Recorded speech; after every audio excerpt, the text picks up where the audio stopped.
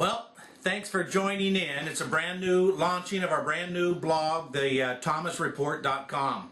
So for you brave ones, this first video clip is the end of the world. I told you, I promised you I was going to tell you when the end of the world was going to come so we could move on with our lives. Are you ready for that? Well, now some of you were brave enough to read the couple of blogs that we had.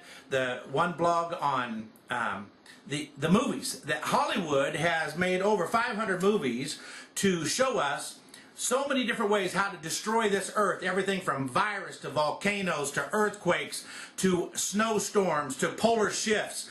Oh my gosh, to vampires and what's the one? Zombies, aliens, of course. They've showed us so many ways that we're going to destroy the end of the world. We humans, we are obsessed with this idea about the end of the world. And yet, we do a little research on the truth of what's going on. The next blog that I just posted a couple of blogs to let you know some of the weirdness that's going on out there. For example, we can take the end of the world and we're going to mix it with cultural ideas like the Mayan calendar. The very first time I heard about the Mayan calendar, when they said that on this stone that the end of the world was going to be December 2012. What do you think about that, Tom? Well, here's what I think about it. My very first thought was they ran out of rock. And if you'll look at the blog, man, I found the cartoon that says exactly that. We just ran out of stone. But there's some more devastating, serious things. You might recall Harold Camping. He's the old man that made 4 predictions of the end of the world using mathematical calculations, and he has messed over so many people. He talked people out of mortgaging their homes and taking their money and giving it to him so they could buy billboards and these RVs.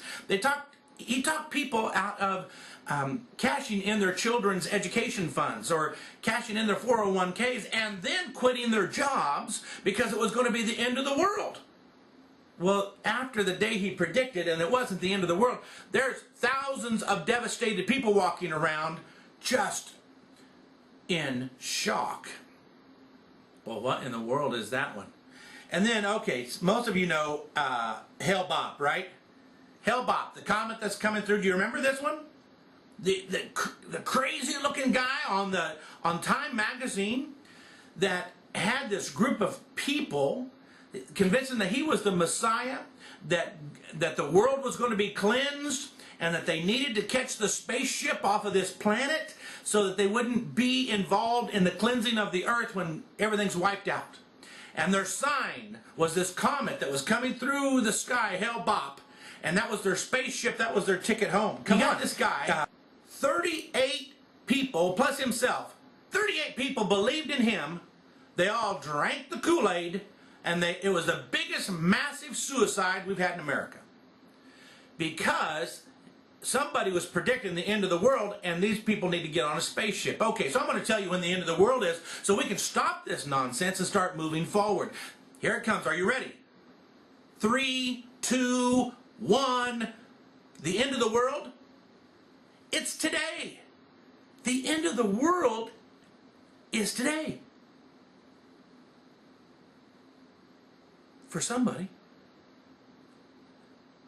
Do you get it?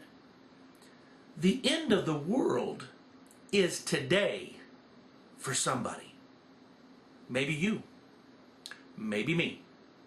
An accident, falling in the shower, car crash, or maybe just for an old man that is sitting in his comfortable chair in his living room and he's called all of his family and his loved ones around him. He lays his hand on their head, he prays over them, he blesses them, he sets his house in order.